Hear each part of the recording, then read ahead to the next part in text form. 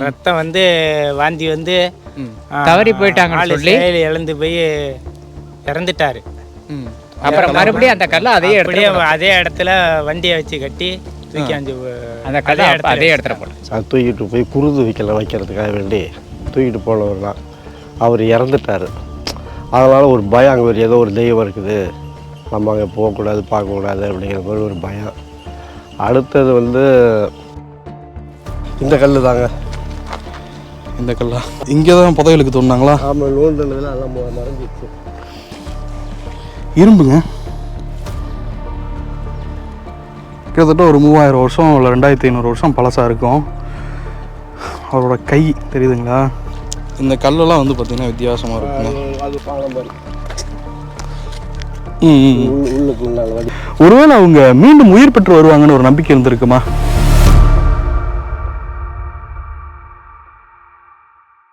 இன்றைக்கி நம்ம நிறைய முதுமக்கள் தாழிகளை நேரடியாக போய் பார்க்க போகிறோங்க, அதை தொட்டு உணர போகிறோங்க. இந்த முதுமக்கள் தாழிகளுடைய வரலாறு என்ன, சங்க காலத்தில் இந்த முதுமக்கள் தாழிகள் பற்றி என்னென்ன குறிப்பிட்டிருக்காங்க அப்படின்றதையுமே பார்க்க போகிறோம்.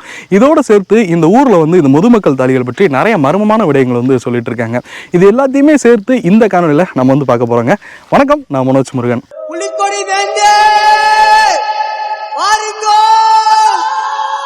முதுமக்கள் தாழி இந்த பெயர் வந்து நம்ம அவ்வளோ எளிதில் கடந்துட முடியாதுங்க. அதற்கு காரணம் என்னென்னா, நம்ம பள்ளிகளில் படிக்கும் போதே முதுமக்கள் தாழினா என்ன, அதோட பயன் என்ன அப்படின்றத நம்ம வந்து தெரிஞ்சிருந்திருப்போம். முதுமக்கள் வயதானவர்கள், தாழினா வாயகன்ற பானை அப்படின்னு சொல்லி அர்த்தம். அதாவது வாயகன்ற பானையில் இருக்கிற முதியவர்கள் அப்படின்னு சொல்லி தான் இது வந்து பொருள்படும். இப்போ இந்த பெயருக்கான விளக்கத்தை வந்து நம்ம பார்த்தாச்சு. இந்த முதுமக்கள் தாழியில் உயிரோட வச்சு புதைப்பாங்களா இல்லை இறந்த பின்னாடி வச்சு அடக்கம் பண்ணுவாங்களா அப்படின்றத நம்ம தெரிஞ்சுக்கணும். அதற்காக நம்ம முதுமக்கள் தாழி பற்றிய ஒரு முழுமையான தேடலுக்கு போவோம்.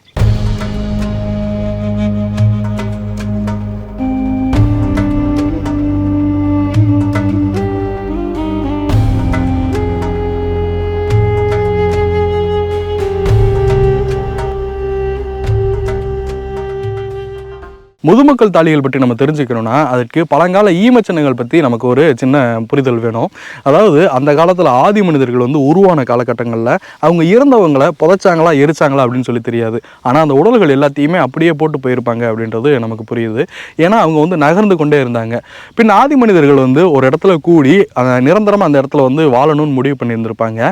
அந்த மாதிரி காலகட்டங்களில் இவங்க வந்து உடல் அப்படியே வந்து போட்டிருக்க முடியாது. ஏன்னா அவங்களுக்கு அது வந்து இடையூறாக இருந்திருக்கும், துர்நாற்றங்கள் வர ஆரம்பிச்சிருந்திருக்கும். அப்போ என்ன பண்ணுவாங்க, புதைக்கிற முறையை வந்து அவங்க வந்து கண்டுபிடிச்சு வந்திருப்பாங்க. அப்போ வந்து மனிதர்களை புதைச்சு அவங்க வந்து இது பண்ணியிருந்திருப்பாங்க. அதுக்கப்புறம் வந்து பார்த்தீங்கன்னா ஆசபாசம் எல்லாமே உருவானதுக்கு அப்புறம் அவங்க வந்து நினைவு சின்னங்கள் எடுப்பதற்காக ஆரம்பிச்சிருந்திருப்பாங்க. ஒரு தலைவனுக்காகவோ இல்லை குடும்ப தலைவனுக்காகவோ வழி நடத்திட்டு போகிற ஒருத்தருக்காகவோ வந்து அவங்க நினைவு சின்னங்கள் வந்து எடுத்திருந்திருக்கலாம். அப்படி உருவானது தான் நம்ம இந்த ஈம சின்னங்கள் அப்படின்னு சொல்லி சொல்கிறோம்.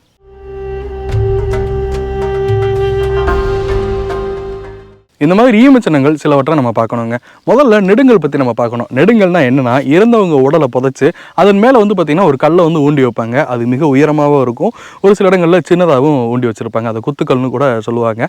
அதன் பின்னாடி வந்து பார்த்திங்கன்னா கற்குவை, அதாவது கற்களை வந்து குவிச்சு வைக்கிறது. இறந்தவங்க உடலை வந்து புதைச்சு அதன் மேலே சிறு சிறு கற்கள் எல்லாத்தையுமே குவிச்சு வைப்பாங்க. அதை வந்து கற்குவை அப்படின்னு சொல்லி சொல்லுவோம்.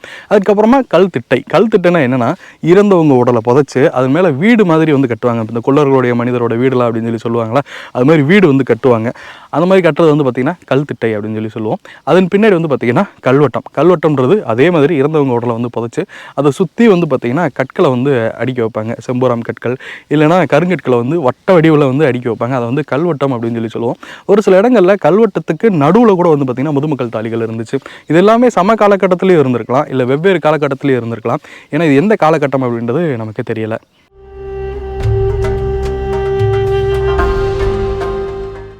இந்த முதுமக்கள் தாழின்றது அதாவது ஒரு பெரிய பானை ஒன்று செய்கிறாங்க. இந்த மாதிரி ஒரு பெரிய பானை ஒன்று செஞ்சிடறாங்க. இந்த பெரிய பானைக்குள்ளே இறந்தவங்களுடைய உடலை வந்து வைக்கிறாங்க. இப்போ இறந்துட்டாங்கன்னா அவங்க உடலை உள்ளே வச்சிடறாங்க. இதோடு சேர்த்து அவங்க பயன்படுத்தின ஆயுதங்களை வந்து வைக்கிறாங்க. அவங்க வந்து வேட்டைக்கு போயிருந்திருக்கலாம், இல்லை வேறு ஏதோ விவசாயம் கூட பண்ணியிருந்திருக்கலாம். அவங்க ஆயுதங்கள் எல்லாத்தையுமே உள்ளே வைக்கிறாங்க. அதுக்கப்புறம் வந்து பார்த்திங்கன்னா அவங்க பயன்படுத்தின பொருட்களையும் உள்ளே வைக்கிறாங்க. அவங்க என்னென்ன பயன்படுத்தினாங்க அப்படின்றத. அப்புறம் அவங்களுடைய அணிகலன்களையும் உள்ளே வந்து வச்சுருந்துருக்காங்க. ஏதோ தோடு போட்டிருந்திருப்பாங்க, இல்லை காலில் ஏதோ வளையம் போட்டிருந்துருக்கலாம். அந்த மாதிரி அவங்க பயன்படுத்தின பொருட்கள், அந்த காலத்தில் விளையாண்ட பொம்மைகள், அதுக்கெல்லாம் கூட இதில் அவங்க வந்து வச்சுருந்துருக்காங்க. இதற்கப்புறமா வந்து பார்த்திங்கன்னா அவங்களுக்கு உணவு வச்சுருந்துருக்காங்க. உணவு ஏன் வச்சாங்க இறந்தவங்களுக்கு? ஒருவேளை அவங்க மீண்டும் உயிர் பெற்று வருவாங்கன்னு ஒரு நம்பிக்கை இருந்திருக்குமா? சரி, இதற்கான விடையை வந்து நம்ம கடைசியாக பார்க்கலாம். நம்ம இன்னும் ஒரு சில விடயங்களை வந்து தெரிஞ்சுக்குவோம். இந்த முதுமக்கள் தாலிகளுடைய காலம் அப்படின்றது வந்து பார்த்திங்கன்னா கிமு 1000 கிபி 200 வரைக்கும். அதாவது கிட்டத்தட்ட இப்போ இருந்து 3000 வருடங்களுக்கு முன்னாடி வந்து இந்த பழக்கம் இருந்திருக்கலாம். ஆனால் ஆண்டு வந்து நமக்கு சரியாக தெரியல எந்த வருடத்தில் இது தொடங்குச்சு அப்படின்னு சொல்லிட்டு. இந்த மாதிரி முதுமக்கள் தாலிகள் வந்து பண்ணுறாங்க. நம்ம இப்போ கிபி 1000க்கு முன்னாடி போய் நம்ம ஒரு விஷயத்தை வந்து பார்க்கலாம். அதாவது இறந்த மன்னர்களுக்கு வந்து பார்த்திங்கன்னா பள்ளிப்படை வைப்பாங்க. மக்கள் இறந்துட்டாங்கன்னா அவங்களுக்கு வந்து நடுகள் வைப்பாங்க. இதையே நான் இந்த இடத்துல குறிப்பிடுறேன்னா இதில் ஒரு முக்கியமான ஒரு காரணம் ஒன்று இருக்குது. இந்த முதுமக்கள் தாலிகளில் அந்த காலத்தில் மக்களை மட்டும்தான் வச்சு புதைச்சிருப்பாங்களான்னு கேட்டிங்கன்னா அதான் இல்லை. இந்த முதுமக்கள் தாலிகளில் சோழ மன்னரை வச்சு புதைச்சிருந்துருக்காங்க. அதற்கான ஆதாரம் ஒரு பாடலில் வருது.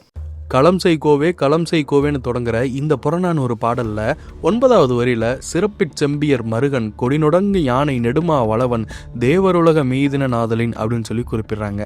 அதாவது இந்த பாடலுடைய விளக்கம் என்னன்னா, இந்த முதுமக்கள் தாலிகள் எல்லாமே செய்கிற கோமகனே இருள் கவ்வுவது போன்ற புகைகளை கிளம்பும்படி சூளைகள் வைத்து நீ வளவனுக்காக ஒரு முதுமக்கள் தாலி பண்ற, ஆனா அது உன்னால முடியாதே அப்படின்னு சொல்லி சொல்றாரு. ஏன்னா நிலப்பரப்பெல்லாம் பறந்து கிடந்த பெரும் படை தான் இவருடைய படை. புலவர்கள் எல்லாருமே இவரை வந்து பொய்மை இல்லாத புகழை கொண்டவன்னு புகழ்ந்திருக்காங்க.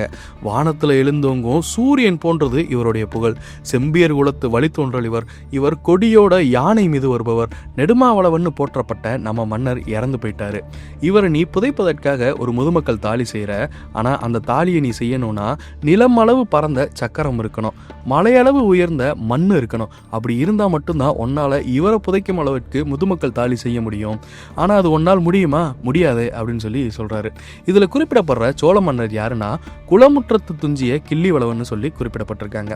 சங்க காலத்துல ஆட்சி பண்ண மன்னர். இவரை பற்றி ஐயூர் முடவனார் வந்து புறநானூறு பாடல்ல இவரை குறிப்பிட்டிருக்காரு. இதுல இருந்து அந்த கால மன்னர்கள் கூட முதுமக்கள் தாலியில வச்சுதான் புதைச்சிருக்காங்கன்னு நமக்கு நல்லாவே தெரியுது. இதே புறநானூறு பாடல்ல முதுமக்கள் தாலி பற்றி ஒரு அருமையான பாடலும் இருக்கு.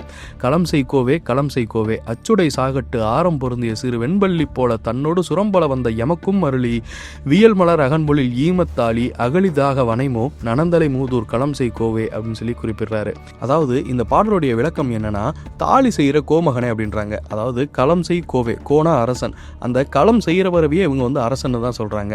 களம் செய் கோவே அதாவது தாலி செய்யற கோமகனை அச்சுடைய வண்டியில அதோட ஆரத்துல பொருந்திய சிறு வெண்பள்ளி போல இவரோட பாதைகள் எல்லாத்தையுமே நான் கடந்து வந்திருக்கேன். எனக்கும் சேர்த்து ஒரு பெரிய தாலியை இந்த ஈம சுடுகாட்டில் வைக்கிறதுக்கு நீ செஞ்சு கொடுப்பியா அப்படின்னு சொல்லி கேட்குறாங்க. ஒரு மனைவி கணவன் இறந்த துக்கம் தாங்க முடியாம என்னையும் சேர்த்து புதைக்கிற மாதிரி ஒரு தாலி செஞ்சு அவரோட புதைச்சிருங்க அப்படின்னு சொல்லி சொல்றாங்க. இந்த பாடலை இந்த இடத்துல ஏன் நான் குறிப்பிடுறேன்னா, இதுல மிக முக்கியமான ஒரு விடயம் ஒன்று இருக்கு. கிட்டத்தட்ட 2000 வருடங்களுக்கு முன்னாடி நம்மளோட கலாச்சாரத்துல இந்த உடன்கட்டை ஏறுதல் வழக்கம் இல்லைன்னு நினைக்கிறேன். இப்போ இங்கே வந்து முதுமக்கள் தாலி வந்து இருக்குது. ஆக்சுவலாக இதை பற்றி நீங்கள் இது எப்போ இருந்து நீங்கள் பார்க்குறீங்க? முன்னாடி அதான் 25 வருஷம் 30 வருஷமாக பார்க்குறேங்க. இந்த இதை பார்க்குறோம். அந்த கல் இருக்குது பார்த்தீங்களா, அந்த பழக்க கல் மேலே கிடக்கு பார்த்தீங்களா, அந்த கல்லை ஒரு ஆள் தூக்கி கொண்டு குருதடிக்கு போனாங்க. போகிற காலத்தில் ஒரு வாரம் 10 நாளுக்குள்ள அந்த ஆள் காலி.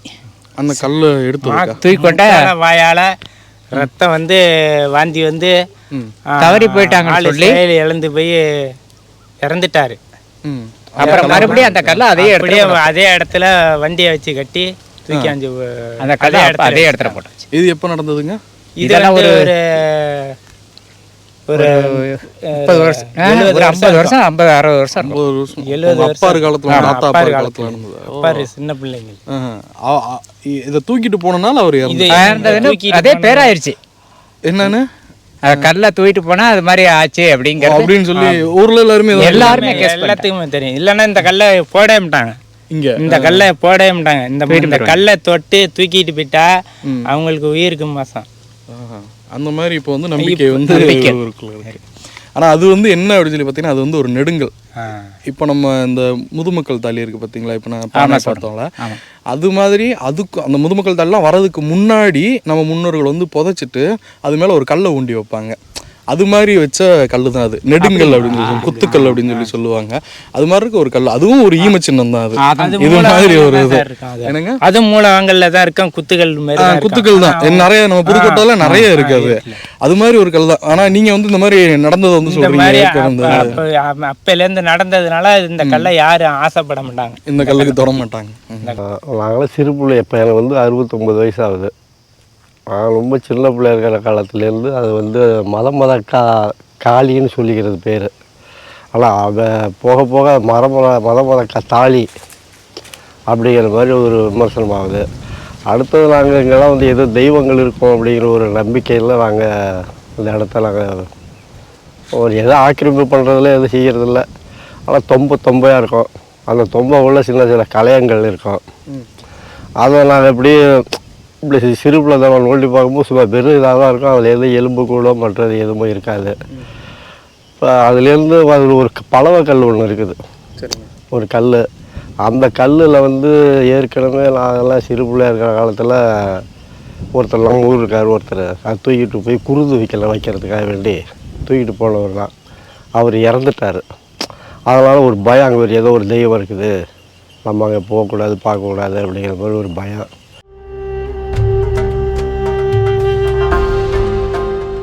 இங்கேருந்து ஆரம்பம். ஆனால் இது வந்து பட்டா லேண்ட்ஸு.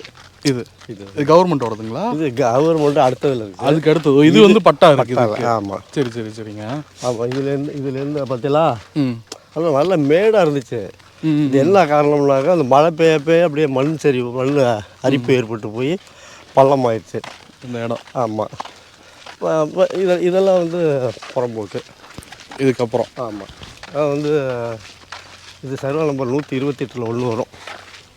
இந்த இது தெரியல நமக்கு. ஆமாம். நல்லா இதெல்லாம் இப்போ உடஞ்சிருந்தது. ஆமாம். இப்போ இப்போ அந்த காலேஜ் ஸ்டூடெண்ட்லாம் வந்தாங்கல்ல. ஆமாம்.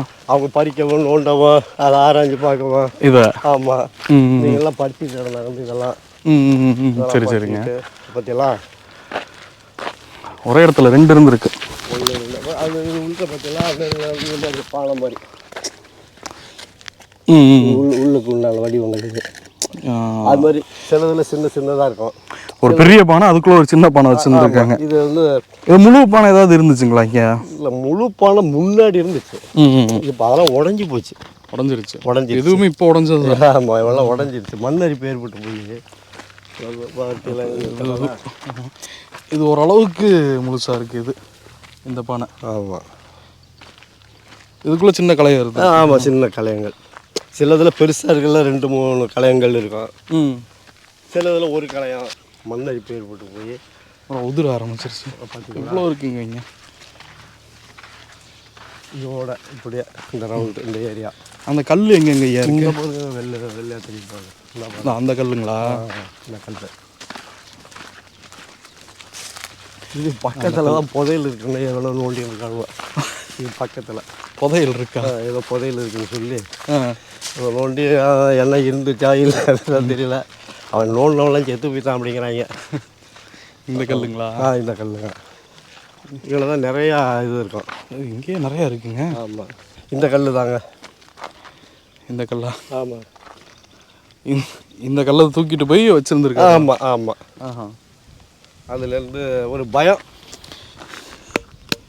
இது நெடுங்கல். இது அதான் சொல்ல குத்துக்கல். ஒரு இப்போ இந்த பானையெல்லாம் இருக்குது பார்த்தீங்களா, இது மாதிரி இதுக்கு முன்னாடி புதைச்சாங்களோ இல்லை இதே காலகட்டத்தில் புதைச்சிருந்தாங்கன்னா புதைச்சிட்டு அது மேலே இந்த கல்லை வந்து ஊண்டி வைப்பாங்க. இப்போ நம்ம வந்து சமாதி கட்டுற அடையாளத்துக்கு ஒரு நினைவு சின்னமா அந்த மாதிரி வைப்பாங்க. அந்த மாதிரி இருந்தால் ஒரு நெடுங்கல் இது. இதை வந்து ஒருத்தர் தூக்கிட்டு போயிருந்து இறந்துட்டாரு. அதெல்லாம் வதந்தி, அது ஆண்டவனுக்கு தான் தெரியும். அது உண்மையிலே தெய்வம் இல்லையா அப்படிங்கிறத. இந்த சர்க்கிள் அவர் இறந்துட்டார்.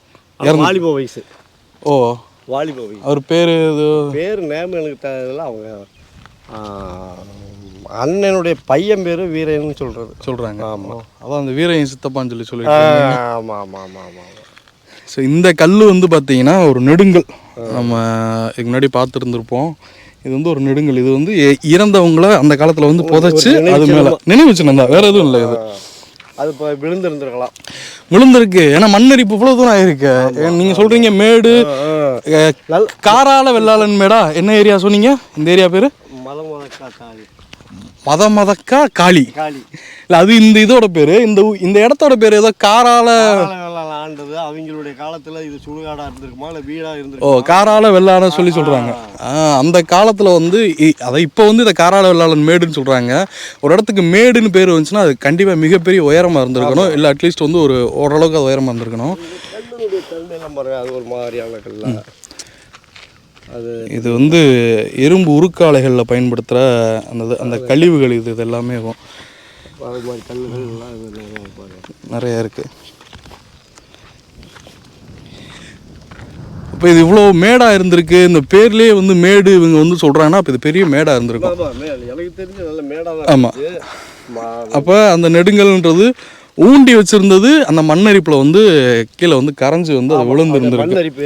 அதில் விழுந்தது அதை வந்து இவங்க வந்து இந்த ஊரில் வந்து ஒரு மர்ம கதையாக வந்து அதை வந்து சொல்லிட்டு இருக்காங்க. தெரிஞ்சு இது விழுவலை, அப்படி இருந்த இடத்துலேயே தான் இருக்குது. இங்கேயே தான் இருக்குது நீங்கள் பார்த்த வரைக்கும். அப்போ அது வந்து எனக்கு தெரிஞ்சு அது அங்கேயே ஊண்டி இருந்து அப்படியே விழுந்ததாக கூட இருந்திருக்கலாம். இது காலப்போக்கில் வந்து இப்போ நம்ம பார்த்த அவங்க சொல்கிற மாதிரி ஒரு அதுக்காக ஒரு கதை ஒன்று உருவாக்கி வச்சுருக்காங்க. ஒருவேளை இந்த கதையெல்லாம் சொல்கிறது நல்லதா? ஏன்னா யாரும் இதை தூக்கிட்டு போக மாட்டாங்களா இதுக்கப்புறம்?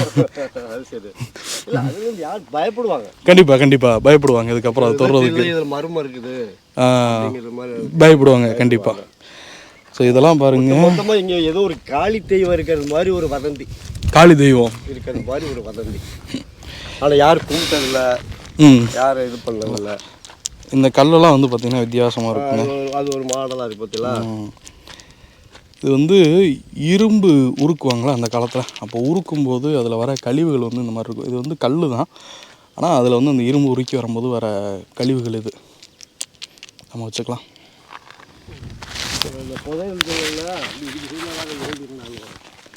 புதையல் தோண்டினாங்களா?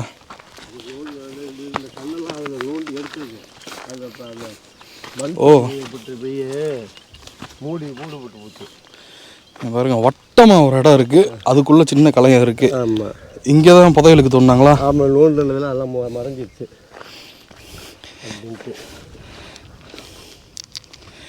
இங்கே வந்து புதையல் இருக்குது அப்படின்னு சொல்லி தோண்டி பார்த்து வந்துருக்காங்க. ஒரு வதந்தி தான், அதான் அப்படி சொல்லி தோண்டி பார்த்துருக்காங்க. இங்கே நைட்டில் யாருக்கும் தெரியாத இதில் புதையல் வந்து இங்கே தோண்டி பார்த்துருக்காங்க. ஆனால் இது சுடுகாடுன்னு அவங்களுக்கு தெரியல. பார்த்தீங்களா, சாதாரண சுடுகாடு இல்லை, கிட்டத்தட்ட 3000 வருஷம் பழைய சுடுகாட்டுக்கு நம்ம வந்திருக்கோம்.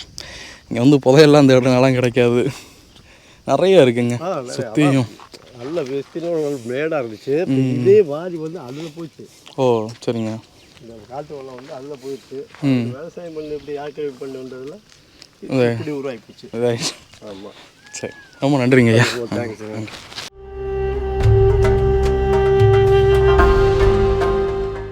இப்போ நம்ம வந்து தஞ்சாவூர் மாவட்டம் செங்கிப்பட்டியில் ஒரு பாளையப்பட்டு அப்படின்னு சொல்லி ஒரு கிராமத்தில் வந்திருக்கோம். இங்கே தான் இந்த மாதிரி முதுமக்கள் தாலிகள் எல்லாமே இருக்குது. இங்கே பாருங்கள், இங்கேருந்து தொடங்க ஆரம்பிச்சிருது, அந்த பக்கமும் நிறைய முதுமக்கள் தாலிகள் இருக்குது. இதெல்லாம் வந்து மண்ணரிப்பு ஏற்பட்டுச்சு, முழுவதுமாக வெளியில் வந்திருக்குங்க. நம்ம வந்து முழுவதுமாக ஒரு முதுமக்கள் தாலி பார்க்க முடியும்னா பார்க்கலாம். அந்த இருக்குது பாருங்கள், அதில் வந்து அந்த மூடியெல்லாம் போட்டு மூடி வச்சுருந்துருப்பாங்க, ஆனால் அதெல்லாம் இல்லை, இன்றைக்கி உடஞ்சிருச்சு. பாருங்கள், இது ஓரளவுக்கு இப்போ முழுமையாக இருக்குங்க. நிறைய முள்காடு. இது முதுமக்கள் தாலி நம்ம வந்து இது அருங்காட்சியகத்தில் பார்த்து இருந்திருப்போம், ஆனால் இன்றைக்கி வந்து நம்ம நேரில் அது இருக்கிற இடத்துல வந்து நம்ம தொட்டு பார்க்குறோம். நம்ம கொந்தையை போனாலும் அதை பார்க்கலாம். அது கூட வந்து பார்த்திங்கன்னா ஒரு ஆர்கியாலஜிக்கல் சைட்டு தான். இது 3000 வருடத்துக்கு முன்னாடி இருந்த ஒரு சுடுகாடு. அதை நம்ம வந்து நேரடியாக வந்து பார்த்து தொட்டு உணர்ந்துட்டுருக்கோம். இங்கே பாருங்கள், இங்கேயும் இருக்குது, அங்கே இருக்குது, இங்கே இருக்குது. இதில் வந்து பார்த்திங்கன்னா ஒரு சின்ன ஒரு பானை ஒன்று தெரியுதுங்க. ஒரு பெரிய பானை ஒன்று வச்சு, நான் வந்து சொன்னேன்ல உணவு வைப்பாங்க அப்படி அவங்க பயன்படுத்துகிற பொருட்கள், அதுக்கு வந்து ஒரு பானை வந்து வச்சுருந்துருப்பாங்க போல். அது மாதிரி ஒரு பெரிய பானைக்குள்ளே சின்ன பானைகள் 1 2 இருக்குது. இங்கேயும் வந்து பெரிய பானைக்குள்ளே ஒரு சின்ன பானை ஒன்று இருந்திருக்கு. அதாவது இன்றைக்கி இருக்கிற அந்த பெட்டிகள் மாதிரி செய்கிற காஃபின் பாக்ஸ் மாதிரி அந்த காலத்தில் செஞ்ச இந்த சமாதிகள் தான் வந்து பார்த்திங்கன்னா முதுமக்கள் தாலிகள். நிறையா இருக்குங்க. இங்கே பாருங்க, அங்கே ஒரு இடத்துல இருந்திருக்கு.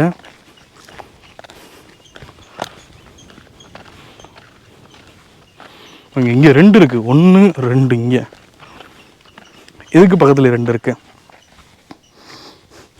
சங்க காலத்தில் அந்த குறிப்பிட்ட பாடல் மாதிரி ஒருவேளை கணவன் மனைவி 2 பேரும் இறந்துருந்தாங்கன்னா அந்த மாதிரி ஒன்றா போக சேர்ந்துருப்பாங்க போல். இங்கே பாருங்கள், இதுலேயும் ஒரு சின்ன ஒரு இது கலையம் ஒன்று இருக்குது. அதுக்கு பக்கத்தில் இன்னொன்று சின்னதாக இருக்குது பாருங்கள், 2 இருக்குது. இரும்புங்க, தெரியுதுங்களா? கல் மாதிரி இருக்குது, ஏன்னா இத்து போன மாதிரி இருக்குது. இரும்பா இல்லை இரும்பு கசடான்னு சொல்லி தெரியல. நீங்கள் பாருங்கள், இங்கே வேற கிடக்கு. இங்கே வந்து இரும்பு இருக்குங்க, துருப்பிடிச்சு அவங்க பயன்படுத்தின இரும்பெல்லாம் இதில் வந்து இருக்குது. இது வந்து பார்த்திங்கன்னா கசடு, இரும்பு தொழிற்சாலையில் வர கசடு. இதுவும் இந்த இடத்துல தான் கிடச்சி. அப்போ நம்ம பார்த்தது இரும்பு இருக்குது, இரும்பு கசடு இருக்குது இந்த இடத்துல. இப்போ இன்னும் நிறைய பொருட்கள் இங்கே இருந்திருக்கும், அது காலப்போக்கில் தான் இருந்திருக்கும். இங்கே பாருங்க, இங்கேயும் இரும்பு இருக்குது. இது அவங்க பயன்படுத்தின ஆயுதங்களில் இருந்த இரும்பாக கூட இருந்திருக்கலாங்க. பாருங்க, இங்கெல்லாம் இருந்திருக்கு. இந்த இடத்துல பாருங்களேன், வட்ட வட்டமாக தெரியும் நமக்கு இந்த இடம். நம்ம நீங்கள் ட்ரோனில் பாருங்கள் எப்படி இருக்குன்ட்டு, வட்ட வட்டமாக தெரிய ஆரம்பிக்கும். பொட்டை காடுங்க, வெயில் வேறு கொளுத்திட்டுருக்கு.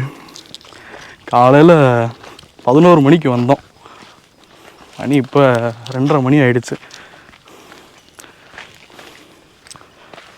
பாருங்கள், அங்கே ஒரு இருக்குது முதுமக்கள் தாலி, உடஞ்சி இதாகிடுச்சு.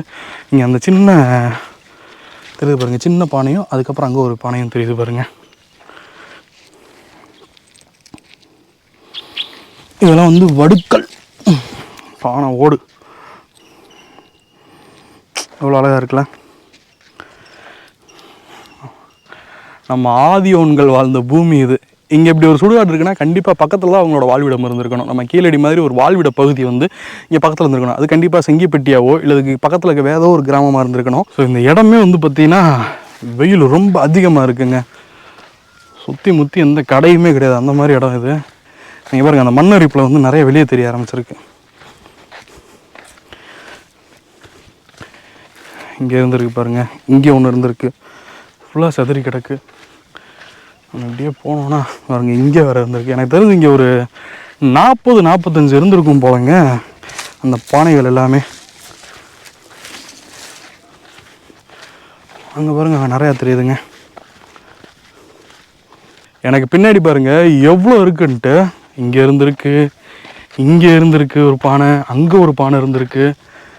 அப்பா, இங்கே பாருங்க, இங்கே இரும்பெல்லாம் மொத்தமாக கிடக்கு பாருங்க.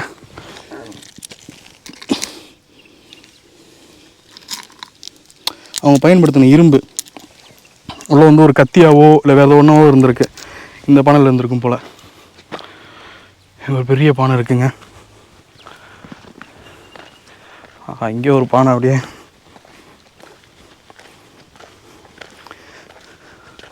இங்கே ஒரு பெரிய பானை இருந்திருக்கு. அந்த பக்கம் இங்கே வேறு இருக்குது பாருங்கள். ஸோ இங்கே ஒரு பானையில் வந்து ஒரு பெரிய இரும்பு இருந்திருக்கு பாருங்கள். இது வந்து இரும்போட தன்மையை போயிடுச்சு போல், இத்து போய் கல் மாதிரி ஆகிப்போச்சு அது எல்லாமே. இது கல் ஆயுதம் மாதிரி இருக்குங்க. இதுக்குள்ளே வந்து இது பண்ணியிருந்துருக்காங்க. இங்கே ஒரு நெடுங்கல் கிடக்கு. இது வந்து குத்துக்கல்லாக இருந்திருக்கணும். ஓ, இங்கே ஒரு முழு பானை இருக்குது, ஆனால் அது சேதமாயிடுச்சு பாருங்க. இங்கே ஒரு பானை இருக்குது. இந்த இடம் முழுக்க வந்து பார்த்திங்கன்னா நிறைய பானைகள் இருக்குது, முதுமக்கள் தாலிகள். இந்த இடத்துல ஆய்வு பண்ணாங்கன்னா இன்னும் நிறைய தகவல்கள் வந்து நமக்கு கிடைக்குங்க. நிறையா இருக்குங்க. வருங்க, அங்கே பானை வடுவோடு இருக்குது பாருங்கள், அந்த மூடி பூட்டுற இடத்துக்கு ஏற்ற மாதிரி. ஆனால் எல்லாம் வந்து செஞ்சிருச்சு. வாவ், ஒரு சூப்பர் விஷயம் பார்த்துருக்கேங்க. அந்த பானை எல்லாம் வந்து டிசைன்ஸ் போட்டிருக்காங்க பாருங்கள். கிட்டத்தட்ட ஒரு 3000 வருஷம் இல்லை 2500 வருஷம் பழசாக இருக்கும். அவரோட கை தெரியுதுங்களா? எந்த ஒரு ஆதி மனிதன் வச்சானோ, எந்த ஒரு நம்மளோட முன்னோர் வந்து வச்சானோ நமக்கு தெரில, அவரோட கை வச்சு இது இப்படி வச்சு பண்ணியிருக்காங்க.